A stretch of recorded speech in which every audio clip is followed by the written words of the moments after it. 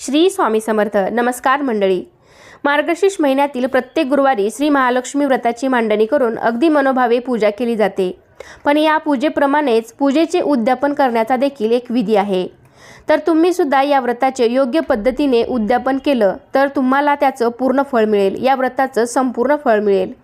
तर आजच्या व्हिडिओमध्ये मी तुम्हाला मार्गशीर्ष गुरुवारचे उद्यापन कधी आणि कसे करावे, त्याचबरोबर चौथ्या गुरुवारी अमावस्या आली आहे तर या व्रताचे उद्यापन कधी करावे, पूजा उपवास करावा की नाही, चौथा गुरुवार करायचा का, अशी संपूर्ण माहिती मी तुम्हाला आजच्या व्हिडिओमध्ये देणार आहे. तर त्यासाठी व्हिडिओ शेवटपर्यंत पहा. चॅनलवरती नवीन असाल तर चॅनलला नक्की सबस्क्राईब करा. लगेचच व्हिडिओला सुरुवात करूयात. तर या व्रताची सुरुवात मार्गशीर्ष महिन्यातल्या पहिल्या गुरुवारपासून केली जाते आणि शेवटच्या गुरुवारी या व्रताचे उद्यापन केले जाते. पण यावर्षी मात्र मार्गशीर्ष महिन्यात 4 गुरुवार आल्याने आणि त्यातच शेवटच्या गुरुवारी अमावस्येची सुरुवात होत असल्याने अनेक महिलांच्या मनामध्ये व्रताचे उद्यापन कधी करावे असा प्रश्न निर्माण झालेला आहे. तर यंदा गुरुवार दिनांक 18 डिसेंबर 2025 रोजी मार्गशीर्ष महिन्यातला शेवटचा गुरुवार असणार आहे. तर अमावस्या ही 18 डिसेंबरला उत्तर रात्री म्हणजे 19 डिसेंबरच्या पहाटे 4:59 लागणार आहे आणि 20 तारखेला सकाळी 7:12 अमावस्या असणार आहे. तर अमावस्या ही कोणतीही वाईट तिथी नाही किंवा वाईट गोष्ट नाही. अमावस्या ही सुद्धा त्या महिन्यातील एक तिथीच आहे. तर बऱ्याच जणांना वाटतं की अमावस्या चांगली नसते, वाईटच असते. असं काहीही नसतं. कारण बघा, आपल्या हिंदू धर्मातील सर्वात मोठा दिवाळी हा सण, दिवाळीतील जे लक्ष्मीपूजन आहे तर ते आपण अमावस्येच्या दिवशीच करतो. अमावस्या काळातच आपण हे लक्ष्मीपूजन करत असतो आणि लक्ष्मीपूजनाची वेळसुद्धा ही अमावस्या काळातच दिलेली असते आणि आपण त्या वेळेतच लक्ष्मीपूजन करत असतो. त्यामुळे अमावस्ये दिवशी महालक्ष्मी व्रताचं उद्यापनसुद्धा करायला काहीही हरकत नाही. तुम्ही अगदी निसंकोचपणे या व्रताचं उद्यापन करू शकता आणि उपवास पूजासुद्धा तुम्ही या दिवशी करू शकता आणि संध्याकाळी उद्यापन झाल्यावरती मग हा उपवास सोडायचा आहे. चौथ्या गुरुवारीच आपल्याला उद्यापन करायचं आहे. कारण मार्गशीर्ष महिन्यातील शेवटच्या गुरुवारी उद्यापन करावं असं त्या पुस्तकांमध्ये, व्रतकथेच्या पुस्तकामध्ये त्यांच्या नियमामध्ये दिलेलं आहे. त्यामुळे शक्य झालं तर चौथ्या गुरुवारीच उद्यापन करावं. आणि चौथ्या गुरुवारी तुम्हाला जर काही अडचण आली असेल तर आपल्या घरातील दुसऱ्या किंवा शेजारी महिला असतील तर त्यांच्याकडून तुम्ही पूजा त्यांना मांडायला सांगा, आरती करायला सांगा. आलेल्या सुहासिनींना हळदी कुंकू, एक फळ, व्रतकथेचं पुस्तक त्यांना द्यायला सांगा. उपवास मात्र तुम्ही स्वतः करा. अशा प्रकारे सुद्धा तुम्ही उद्यापन करू शकता. शेवटी भावना महत्त्वाची आहे. तर बघा, काही स्त्रियांचा एखादा गुरुवार काही कारणास्तव म्हणजे सुतक कोणाला असेल किंवा कुणांना एखादा गुरुवार मासिक पाळीमुळे गेला असेल तर त्यांनीसुद्धा काही काळजी करण्याचं कारण नाही. तर त्यांनीसुद्धा शेवटच्याच गुरुवारी उद्यापन करायचं आहे. बघा, तुम्ही त्या दिवशी उपवास केलेला असतो, कथा ऐकलेली असते, काहीतरी सेवा तुमच्या हातून देवीची घडलेली असते. त्यामुळे तुम्ही शेवटच्याच गुरुवारी या व्रताचं उद्यापन करायचं आहे. असं त्या पुस्तकामध्ये, व्रतकथेच्या पुस्तकाप्रमाणेच, त्या पुस्तकात सांगितल्याप्रमाणेच तुम्ही व्रताचं उद्यापन करायचं आहे. तर आता आपण उद्यापन कसं करायचं तर ते पाहूया. ज्याप्रमाणे आपण तिन्ही गुरुवारी हे व्रत केलं, पूजा केली, तर अगदी त्याचप्रमाणे या दिवशी सकाळी लवकर उठून नित्यकर्म आटपून अगदी तशीच पूजा आपल्याला मांडायची आहे.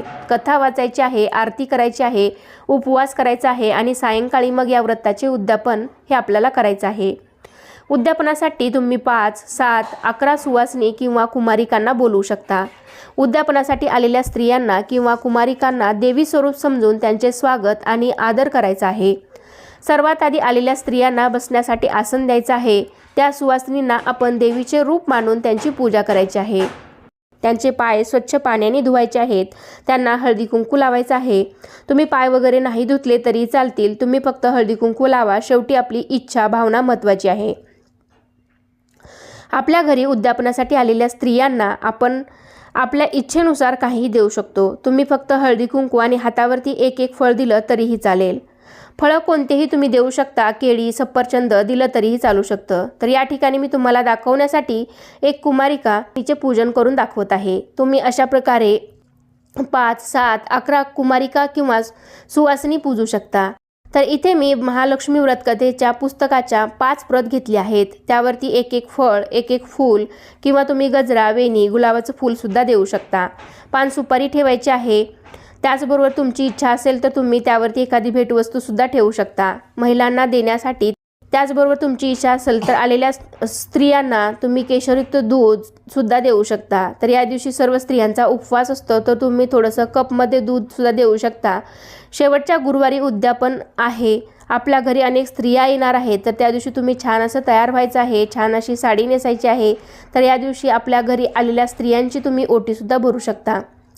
खणानारळीने तुम्ही ओटी भरली तरीही चालेल। त्याचबरोबर वाण म्हणून तुम्ही त्यांना एखादी भेटवस्तूसुद्धा देऊ शकता। म्हणजे शेवटी आपण आपल्या इच्छेनुसार आलेल्या स्त्रियांना काही ना काही, जे काही आपल्याकडून शक्य होईल तेवढं त्यांना द्यायचं आहे।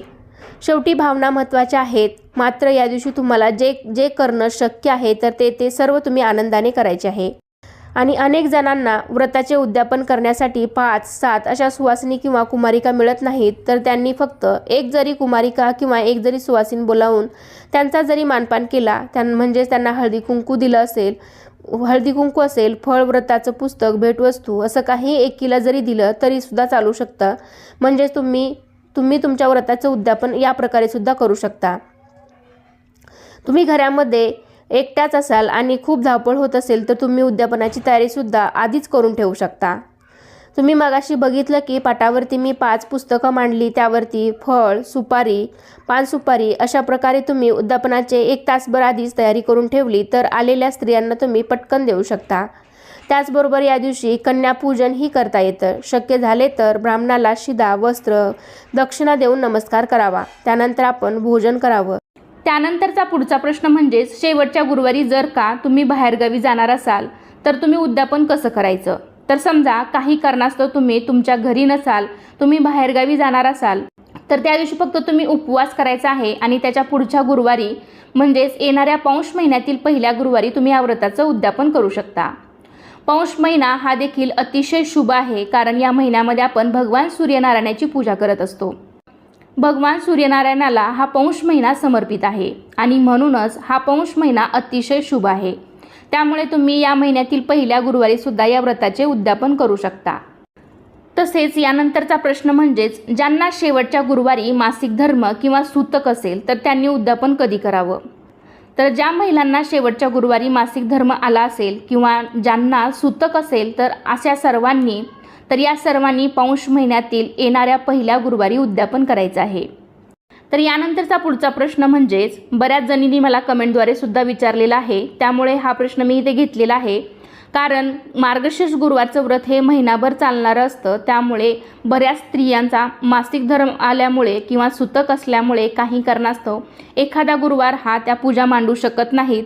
तरी देखील आपण या दिवशी उपवास केलेला असतो, कथा ऐकलेली असते किंवा मग एखादी घरामध्ये व्यक्ती असेल तर त्यांच्या हातून सुद्धा आपण या दिवशी पूजा केलेली असेल, काहीतरी आपण माता लक्ष्मीची सेवा या दिवशी केलेली असते।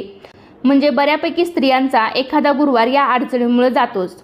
जरी या महिलांचा पहिला, दुसरा किंवा तिसरा असा गुरुवार गेला असेल तर त्या महिलांनी सुद्धा शेवटच्याच गुरुवारी या व्रताचे उद्यापन करायचे आहे।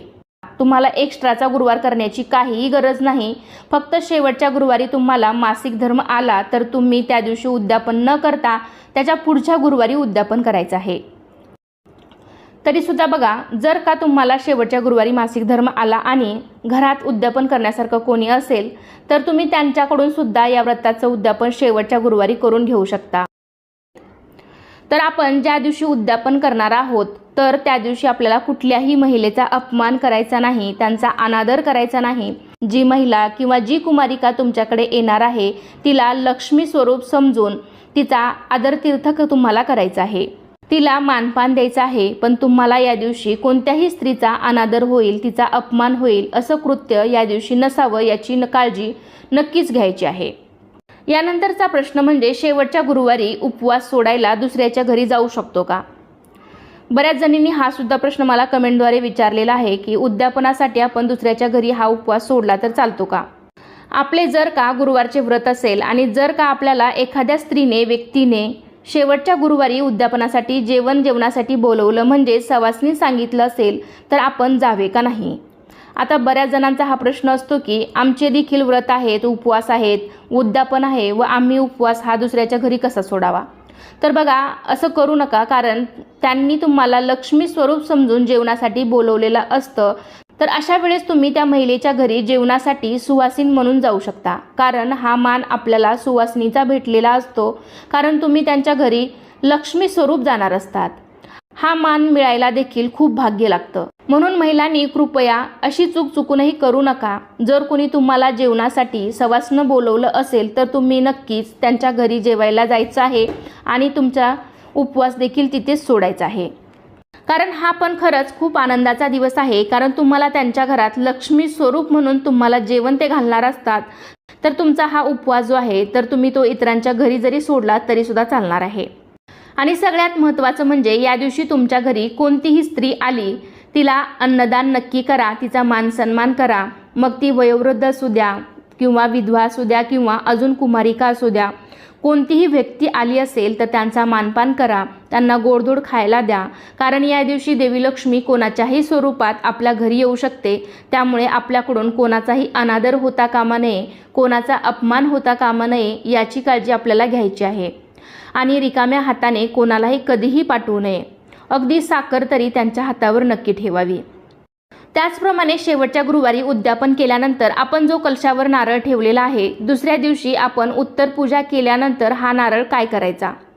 तर बऱ्याच ठिकाणी हा नारळ फोडला जातो. तर मला असं वाटतं की या नारळाला आपण लक्ष्मी स्वरूप मानून आपण याची पूजा करत असतो.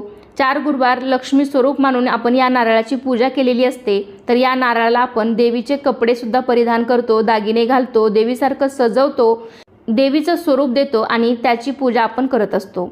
तर बघा, देवीला कधी फोडता येत नसल्यामुळे हा नारळ आपण शक्य झाल्यास फोडू नका. तर हा नारळ तुम्ही पाण्यामध्ये विसर्जित करू शकता. ज्यांच्या घरात पहिल्यापासून नारळ फोडण्याची परंपरा असेल तर तुम्ही फोडला तरी सुद्धा चालेल. तर बघा, ज्यांच्याकडे ही पद्धत असेल तर त्यांनी नक्की फोडू शकता, किंवा मग बाकीच्यांना माहीत नसेल तर त्यांनी हा नारळ पाण्यामध्येच विसर्जित करा. तर आजचा व्हिडिओ इथे संपतोय. तर आजच्या व्हिडिओमध्ये मी तुम्हाला उद्यापनाविषयी पडणाऱ्या बऱ्याच प्रश्नांची उत्तरे देण्याचा प्रयत्न केला आहे. तर कसा वाटला तुम्हाला आजचा व्हिडिओ मला नक्कीच कमेंटद्वारे सांगा. अजूनही काही तुमच्या शंका असतील कमेंटद्वारे मला नक्की विचारू शकता.